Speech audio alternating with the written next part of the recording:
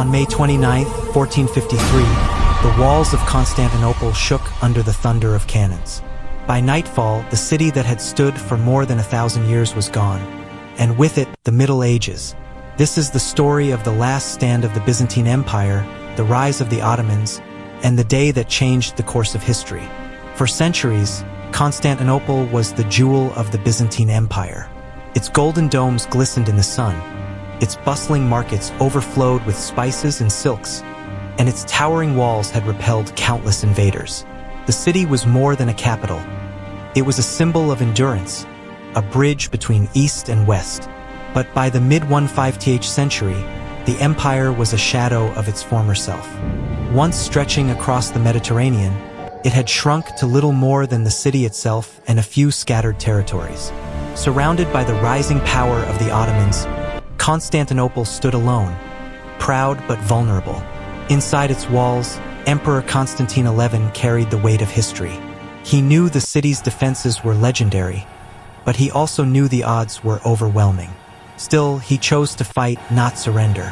In April 1453, Sultan Mehmed II, just 21 years old, brought an army of nearly 80,000 men to the city's gates.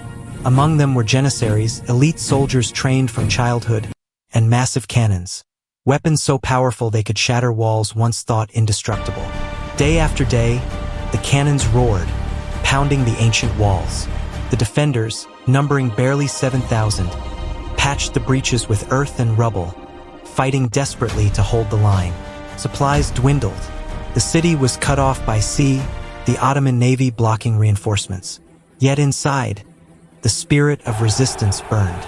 Constantine XI rallied his people, reminding them that they were the heirs of Rome, guardians of Christendom. Priests led prayers in the Hagia Sophia, voices echoing beneath its vast dome. On May 29th, the final assault began. Waves of Ottoman soldiers stormed the walls. The defenders fought with courage, but the numbers were too great.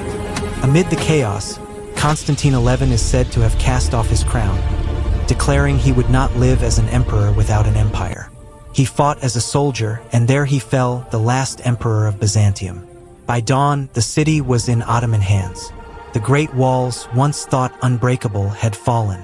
With Constantinople's fall, the Byzantine Empire ended. The city became Istanbul, capital of the Ottoman Empire, a new center of power that would dominate for centuries. But the shockwaves reached far beyond its walls. Trade routes shifted as the Ottomans controlled the eastern Mediterranean. European powers, desperate to reach Asia, began searching for new paths, voyages that would lead to the age of exploration. Meanwhile, scholars fleeing the city carried precious manuscripts to Italy.